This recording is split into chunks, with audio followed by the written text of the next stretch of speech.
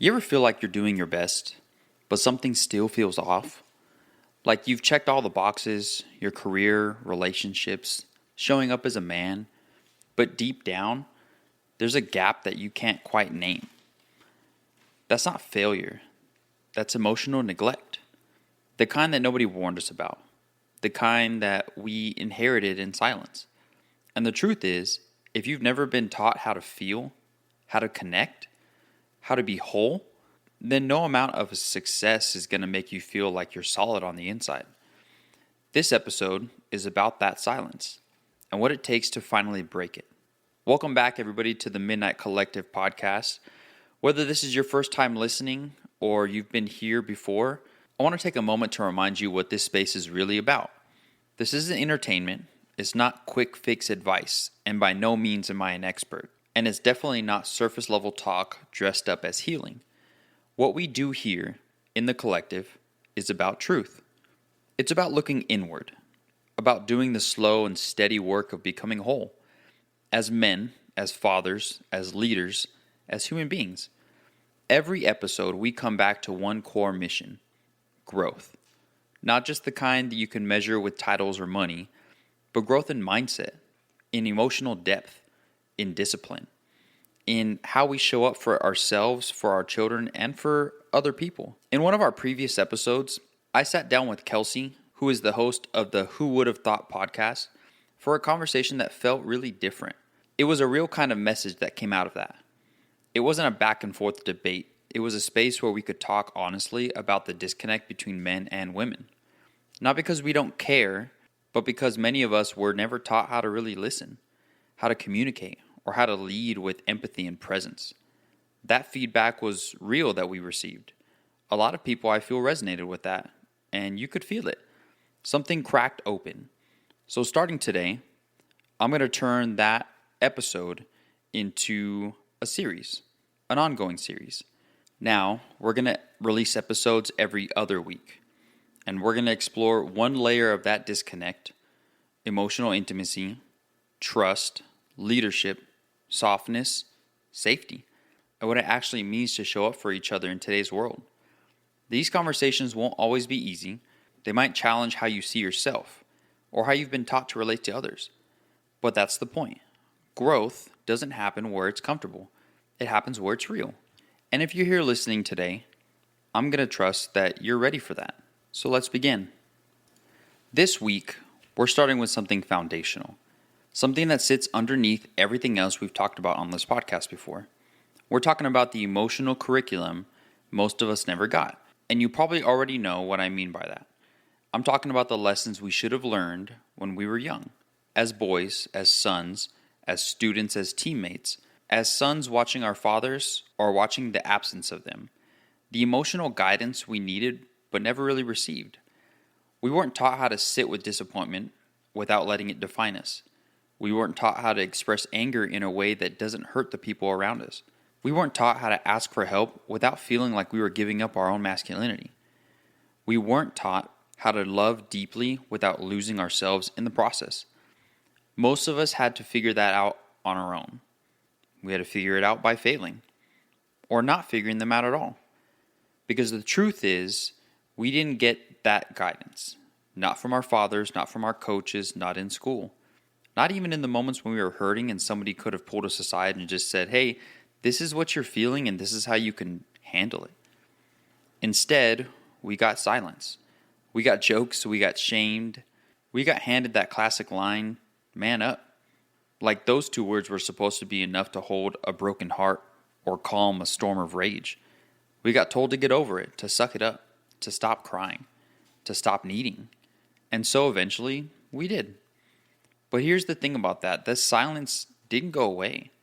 It didn't dissolve. It grew roots. It followed us.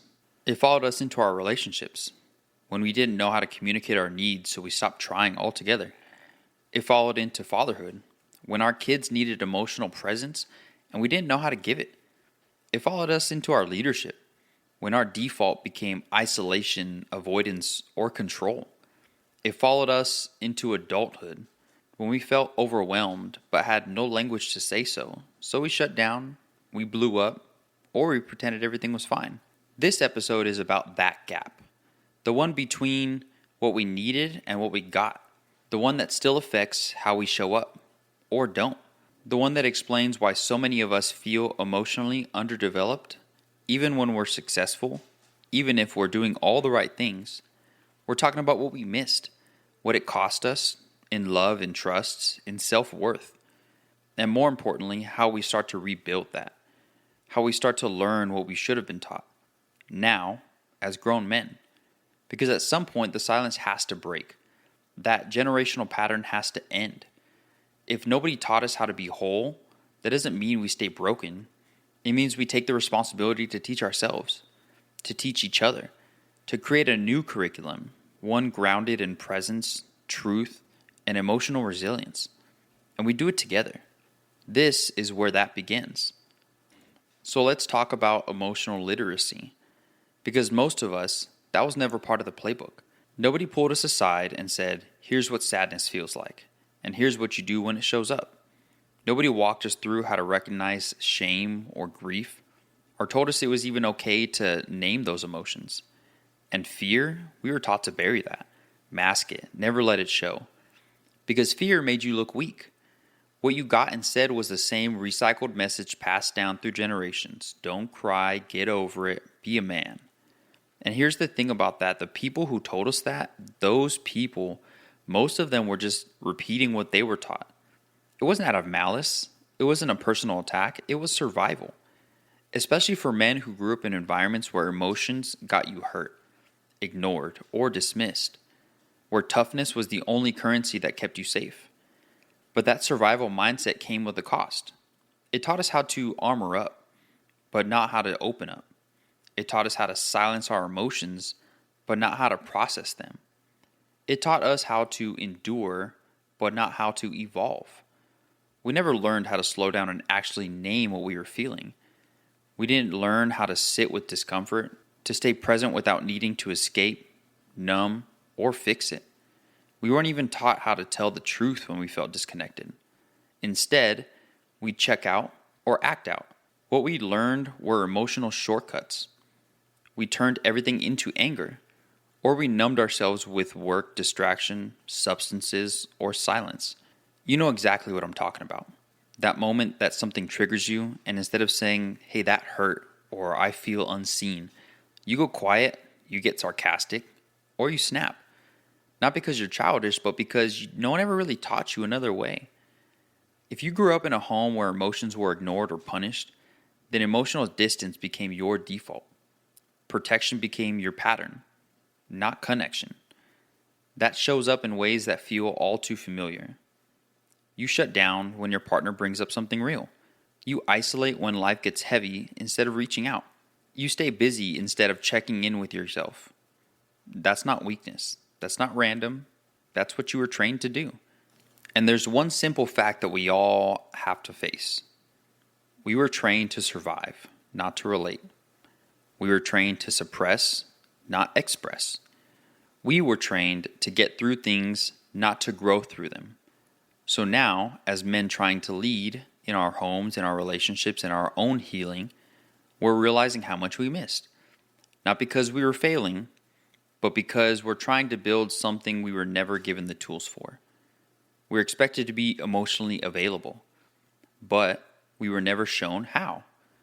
We're expected to lead with empathy after a lifetime of emotional suppression. We are expected to raise emotionally healthy kids while still carrying wounds from emotional neglect. That's the cost of what we missed. But listen, that doesn't make you broken. It doesn't make you weak. It makes you untrained. And if you've never been trained, then all that means is that now it's time to learn. So this is the place to start. Ask yourself right now, what emotional skill are you trying to develop right now that you wish someone had taught you? Is it emotional awareness? Is it communication, boundaries, vulnerability, or even just the courage to ask for help? Whatever comes up, write it down. Don't filter it. Don't judge it. Just name it. Because naming it brings it into light. It gives it a face. And what stays in the dark can't be healed. This is where we begin, not by pretending we have it all together, but by being honest about where we're starting from. You were never taught how to do this, but you're here now, and that tells me that you're ready to learn.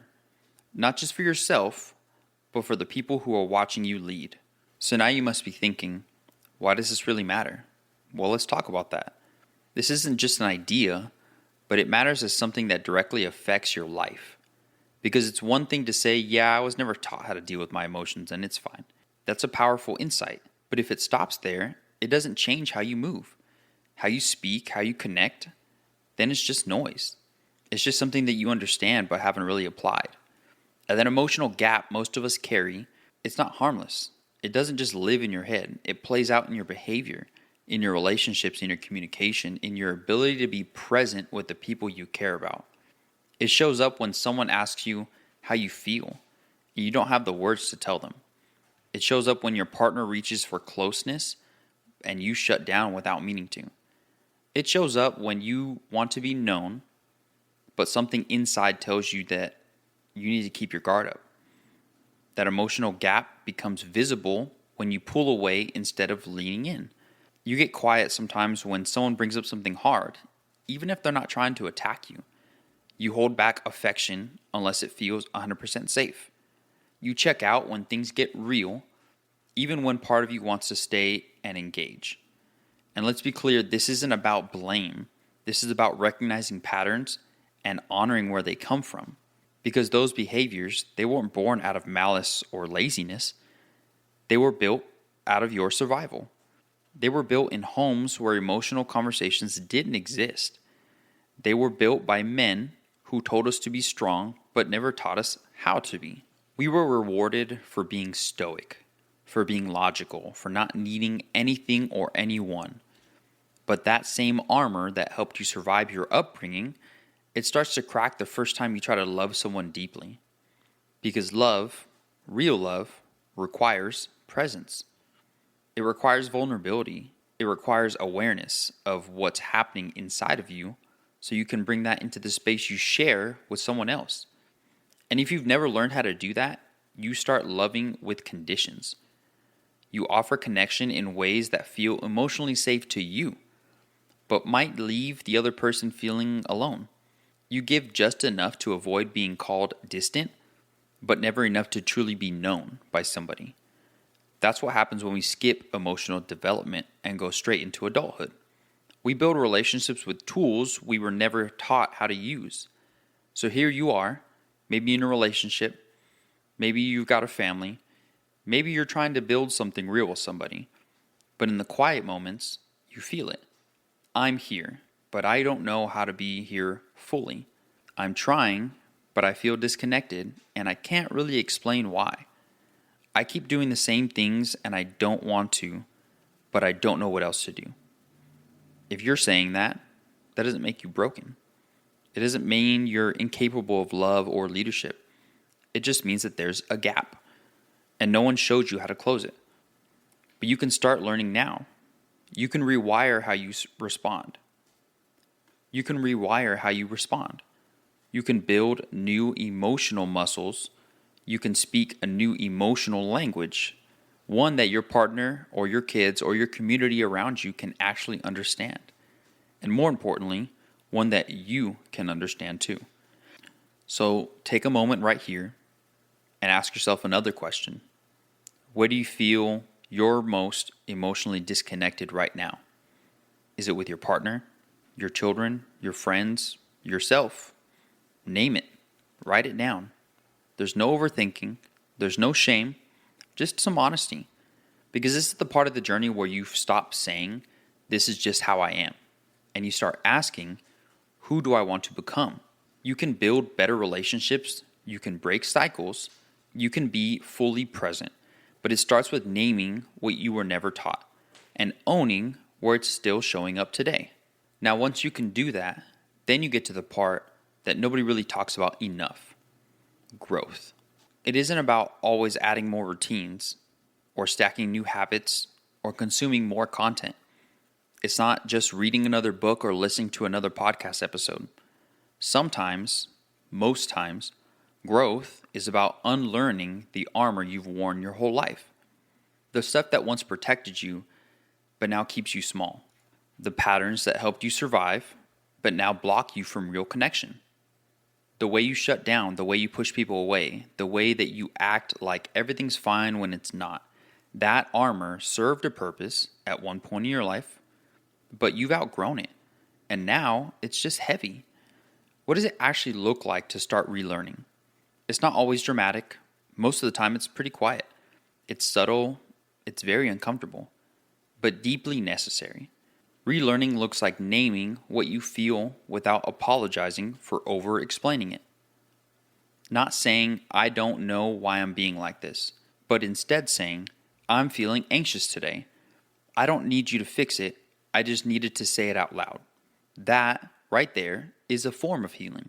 You're naming it. You're putting a label to that for yourself, so you can become self-aware. Sometimes it looks like sitting with silence instead of reaching for your phone, your vices, or your distractions. Just sitting, letting the discomfort rise, letting it pass, learning that you don't have to escape every hard moment just to feel okay. It looks like calling another man, not because you need something, not because you're struggling, but just because you're building something within yourself. Maybe it's awkward, maybe it's short, but it's a muscle, and the only way to strengthen it is to use it. Growing sometimes looks like setting boundaries with people who are used to your silence. Saying, I don't have the capacity for this right now. Saying no without guilt. Saying yes without resentment. Making space for honesty even when it disrupts your patterns. It looks like letting yourself feel grief, even if it's old. Even if you thought you already moved on from something. Grief for somebody that you never had. Grief for the version of yourself that you thought you'd be now. Grief for all of the times you felt like you had to shrink just to survive. That work, that's the real work. It won't always look impressive from the outside. It might not come with praise or recognition. But on the inside, that's where everything begins to shift. This is the edge that matters the most. Not how hard you hustle, not how many people follow you, but how deeply you can sit with yourself and still choose love over ego. So maybe you can pick one thing to practice this week. Something small, something real. Maybe it's naming how you feel at the end of the day, each day. Maybe it's checking in with a friend just because. Maybe it's just sitting still for 5 minutes instead of defaulting to distraction. Don't try to fix everything. Just take one step and take it honestly. Because this isn't about becoming someone new. It's about returning to the man you were before the world told you to hide him. So now let's slow down for a second. Because listening is important. Growth doesn't come from listening alone. It comes from reflection. From making the space to ask honest questions and being willing to sit with whatever comes up. No performance, no posturing, just truth. So I want to invite you to do a self-check. Not as an exercise, but as a way to reconnect where you are and where you still want to grow. So you're going to ask yourself, again, what emotional skill are you learning right now that you wish somebody taught you when you were younger? Now think about that. Not what sounds deep, not what you think you should say, but what's real for you right now. Is it how to name emotions instead of pushing them down? Is it how to apologize without defensiveness? How to sit with sadness instead of distracting yourself? Or how to feel anger without making someone else feel responsible for it? Maybe it's as simple as, and as difficult, as learning how to ask for support without feeling like you're failing. Whatever it is, let it be what it is. No judgment, just name it. If you need to pause here and sit with that, do it. Speak it out loud. That's where the shift begins. Now, the second question. Who modeled emotional strength for you growing up? Was it your dad? Your mom? A mentor? A teacher? Or was there nobody? And if the answer is nobody, what did that silence teach you? For many of us, it taught us that being a man meant being hard, being untouched, unmoved. But what it really did was teach us to disconnect from ourselves and from the people trying to love us. That absence left a mark. And naming it now isn't about blame. It's about understanding the blueprint you were handed and deciding if that's the one you want to keep passing down. Because whether you had a model or not, you're becoming one. For your kids, for your partner, for the men around you who are watching how you show up. And now for the last question. And this one kind of hits a little deeper. What's the cost of staying emotionally unequipped? Not the theory, the actual cost in your life right now. What has it cost you to keep suppressing what you feel? What does it cost your relationship when you don't know how to open up? What does it cost your children when they don't see what healthy emotional expression looks like? What does it cost your own peace walking through life armored up and emotionally alone? We talk a lot about what growth requires, the time, the energy, the discomfort, but we rarely talk about what staying the same will keep taking from you. Because the longer we avoid this work, the more expensive it gets, emotionally, in relationships, and spiritually. And the truth is that no one else is going to do this for you. You have to choose it. So don't just hear this episode, do something with it. You already know what's missing. You already know what it's costing you. Now choose one small way to respond. Maybe it's starting a journal, even if it's just a few honest lines a day. Maybe it's reaching out to someone you've been distant with. Maybe it's 10 minutes of silence today where you don't reach for your phone. Just you, your breath, and your thoughts. Whatever it is, let it be real. Let it be yours. And let it be small enough to start, but meaningful enough to matter. Because this is where the shift is going to start happening. Not just in the listening, but in the living, in the doing. You weren't taught how to be whole.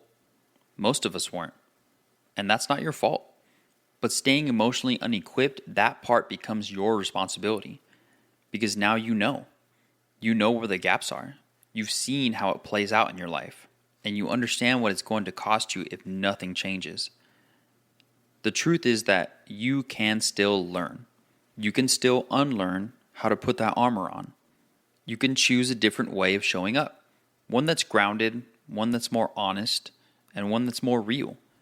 And the fact that you're still here, you're still listening to this, still leaning in, that tells me everything I need to know. You're not just another man stuck in survival mode. You're one of the few who's willing to go deeper, to do the more uncomfortable internal work that most people avoid. That's rare, and it's powerful, and you should be proud of yourself for showing up for that today. So don't let this episode just be something that you nod along to. Don't just listen, start practicing. This is going to be your challenge for the next week. Pick one emotional skill that you're actively learning or relearning how to do right now. Name it, write it down, say it out loud, share it with somebody that you trust, and then practice it. Just once. Even if it's awkward, even if it's messy, even if it feels like more of a whisper in your mind. That's how things are going to start to change. Not by being perfect, but by being consistent. And if this hits you in any kind of way, do me a favor. Send this episode to somebody else who's ready for more. Maybe it's someone you've had these conversations with. Maybe it's someone who's never heard this kind of message from you before. Either way, don't keep it to yourself. And I'm sure that the people around you want to hear from you. Tell them, what's the emotional skill that you're working on? Let's normalize that kind of conversation. Let's make it safe to say that you're still figuring it out. And, again, as a quick heads up to this episode, we are now going to be releasing these every other week. Not because we're slowing down, but because we're creating a space for more deeper, more intentional conversations. And we're going to give that space and time to grow. I don't want to rush through these. I want to let them breathe. So next time, we're going to dive into the lies that we believed, the stories that we were told about manhood, about relationships, and about our own worth, the scripts that shaped us, but were never really actually true. That one's going to be somewhat of a heavier episode, but I think it's one that we need.